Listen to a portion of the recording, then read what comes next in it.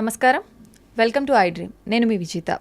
ప్రస్తుతం మనతో పాటు ఉన్నారు ఇస్కాన్ టెంపుల్ నుంచి ప్రణవానంద ప్రభుజీ గారు. ప్రభుజీ ఎప్పుడు మనతో మాట్లాడినా కూడా ఎన్నో మంచి మంచి విషయాలను, కృష్ణుడికి సంబంధించిన విషయాల గురించి అయితే ఏంటి, కృష్ణ లీలల గురించి అయితే ఏంటి, ఆధ్యాత్మిక మార్గంలో మనం వెళుతున్నప్పుడు ఎటువంటి నియమాలు పాటించాల్సి ఉంటుంది, అసలు ఆధ్యాత్మిక మార్గంలో ఎందుకు వెళ్లాల్సి ఉంటుంది, ఇలాంటి ఆసక్తికర విషయాలన్నింటినీ మనకు తెలియజేస్తూనే ఉంటారు. ఇప్పుడు ప్రభుజీతో మాట్లాడి మరిన్ని మంచి మంచి విషయాల గురించి అడిగి తెలుసుకుందాం. హరే కృష్ణ ప్రభుజీ. హరే కృష్ణ ప్రభుజీ.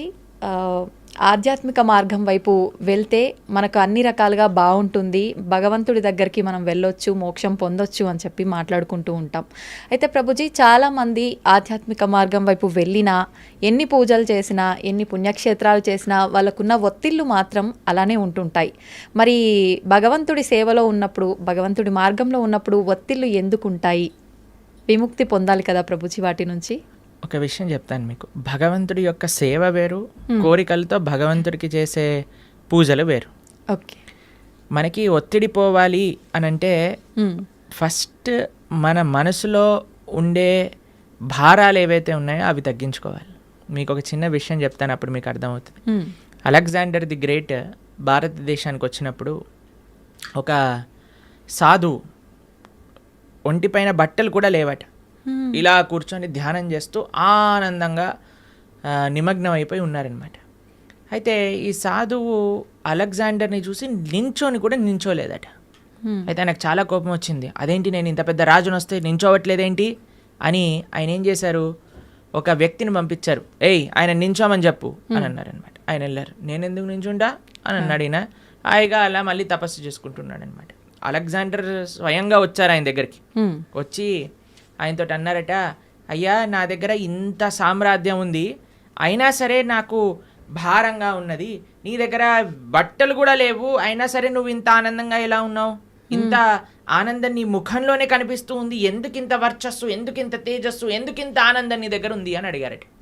అయితే ఈయన అన్నారట, ఒక చిన్న రాయి, ఇంతే రాయి కింద నుంచి తీసుకొని అలెగ్జాండర్ అన్నారట, ఇది నువ్వు పట్టుకోవచ్చా?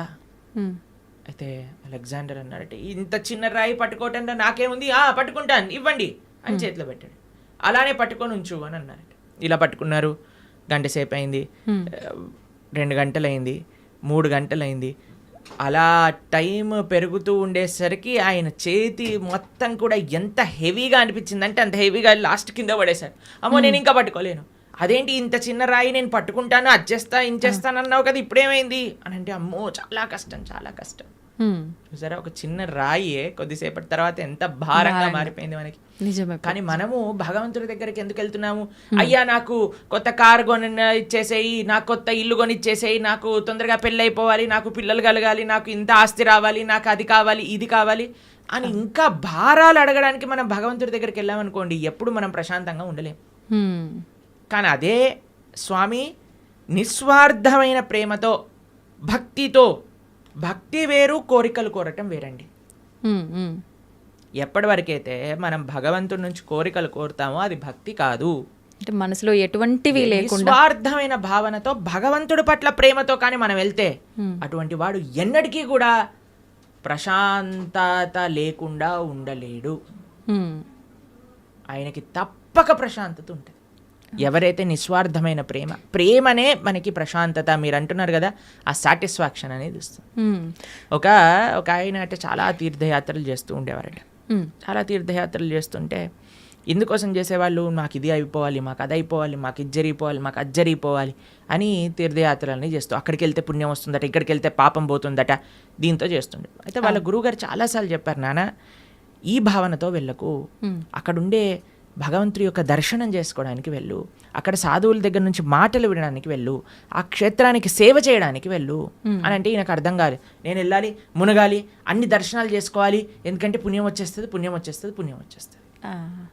అయితే ఈ గురువు గారు ఒకసారి ఏం చేశారంటే, ఒక కాకరకాయ ఇచ్చారట. కాకరకాయ ఇచ్చి, నాన్న నువ్వు వెళ్ళే పుణ్యక్షేత్రాలు అన్నింటిలో కూడా ఎక్కడెక్కడైతే నువ్వు స్నానం చేస్తావో అక్కడ అల్లా కూడా ఈ కాకరకాయకి స్నానం చేయించు అని అన్నారట. సరే అని మొత్తం ప్రతి క్షేత్రాన్ని గంగా, యమున, గోదావరి, కావేరి అన్నిట్లో స్నానం చేసి తీసుకొచ్చారట.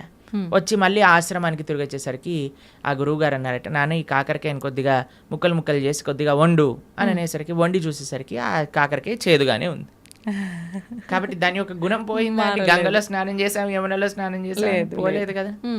ఎప్పటి వరకైతే మనం నిజమైన ఆధ్యాత్మిక మార్గము అని అంటే ఏమిటి?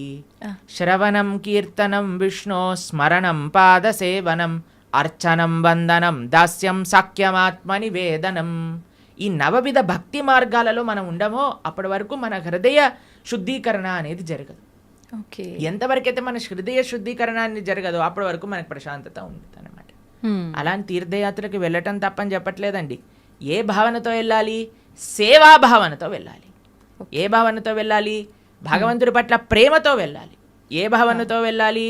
అక్కడ నుంచి ఏం నేర్చుకోవచ్చు, ఏం తెలుసుకోవచ్చు అనే భావనలోకి వెళ్ళాలి. కానీ ఏదో పుణ్యం వచ్చేసేయాలి, పాపం పోవాలి, ఏదో సైట్ సీయింగ్గా ఇలా వెళ్తే ఏం ప్రయోజనం లేదు. ఇప్పుడు చూడండి, ఏ క్షేత్రాలకు వెళ్ళినా మనం 4 ధామ్లో చూస్తూ ఉన్నాం. అందరు కూడా కెమెరాలు పట్టుకొని రికార్డింగ్స్ చేయడానికి, వ్లాగింగ్స్ చేయడానికి వెళ్తున్నారట. అవును ప్రభుజీ. కేదార్నాథ్, బద్రీనాథ్ ఇలాంటి క్షేత్రాలన్నిటికీ కూడా బృందావనంలో అందరు రీల్స్ చేయడానికి వెళ్తున్నారు. ఇలా చేస్తే మనకి భక్తి ఎటువంటి ప్రయోజనం రాదండి. ఇంకా మనల్ని కర్మబంధంలో ఇంకా చిక్కుకుంటాం, కానీ మనం చర్మబంధం వీడలేము. కానీ ఎప్పుడైతే మనం సాధువుల దగ్గర నుంచి శ్రద్ధగా వింటామో, ఎప్పుడైతే మంచి విషయాలు స్మరిస్తామో, ఎప్పుడైతే చక్కగా జపం చేస్తామో భగవన్నామాన్ని, ఎప్పుడైతే భాగవత రామాయణాదులు చదువుతామో అప్పుడు నిజమైన శుద్ధీకరణ అనేది జరుగుతుంది. అప్పుడు నిజమైన ఒత్తిడి, స్ట్రెస్ అని ఏవేవో అంటున్నాం కదా, అవన్నీ పోతాయి. ఆనందంగా మనం భగవంతుడి దగ్గర ఉండొచ్చు. ఓకే ప్రభుజీ, కొంతమంది అనుకుంటారు నేను భగవంతుడి ధ్యాసలోనే ఉండాలి, ఆయన మొత్తం ఆయనకే అంకితం అయిపోవాలి అంటే కుటుంబ వ్యవహారాల్లో ఉంటుంటారు. కానీ ఎక్కువగా నేను ఆధ్యాత్మికం వైపు నడవాలి అనుకుంటున్నాను అనుకున్నా కూడా మనసు అనేది ఏకాగ్రత ఉండదు. అటువంటి వారు ఏం చేయాలి ప్రభుజీ? ఇలాంటివన్నీ గొడవలైనాక నెక్స్ట్ మూమెంట్ అనిపిస్తుంది నిజంగానే. తర్వాత అయిపోయాక అంతా బాగుంది దేవుడి పక్కన మనము మన సంసారంలో ఉంటాం. అవునవును. దీన్ని శ్మశాన వైరాగ్యము అని అంటారు. కాబట్టి దీంతో పనికి రాదండి. మనము to start with regular spiritual practice ఉండాలి. మనం ఏమనుకుంటామంటే ఇప్పుడు నేను మొత్తము కూడా ఈ సంసారంలో ఉంటాను, ఒక సమయానికి సంసారానికి పులి స్టాప్ పెట్టేసి మొత్తం ఆధ్యాత్మికం అయిపోతాను. అలా అవ్వదండి ఎప్పుడు కూడా. మనము బ్యాలెన్స్ నేర్చుకోవాలి, మనకి ప్రియారిటీస్ ఉండాలి. కాబట్టి అలా మొత్తం వెళ్ళిపోతాను, మొత్తం మునిగిపోతాను అని చాలామంది మాకు కూడా చెప్తూ ఉంటారు. ప్రభుజీ ఇంకొక 4 సంవత్సరాలు వెయిట్ చేయండి, 4 సంవత్సరాల తర్వాత నువ్వు ఉంటావా లేదో తెలియదు కదా. అవును, ఎవరు ఉంటారో లేదో తెలియదు కదండి. ఒక నెక్స్ట్ క్షణంలోనే ఏమవుతుందో చెప్పలేం కదండి. నిజమే ప్రభుజీ. దేహినాం క్షణ భంగురహ అని అంటారు. తామరాకు పైన నీటి బొట్టు లాంటిది అనమాట మానవ జన్మ. ఇప్పుడు చూస్తున్నాం మనం, అసలు ఆశ్చర్యపోతున్నాం. అసలు మీరు ఎప్పుడైనా ఇంటర్నెట్లో చూసారనుకోండి, ఒకళ్ళు ఇలా పెళ్లిళ్ళల్లో డాన్స్ చేస్తూ వెళ్ళిపోతారు. చిన్న చిన్న పిల్లలు, ఇప్పుడు వయసుతో సంబంధం లేదు హార్ట్ అటాక్ రావడానికి. అలానే ఎవరికైనా వస్తుంది అని కాదండి, మనకి తెలియదు ఎవరికి ఏమవుతుందో అనే విషయం. అవును.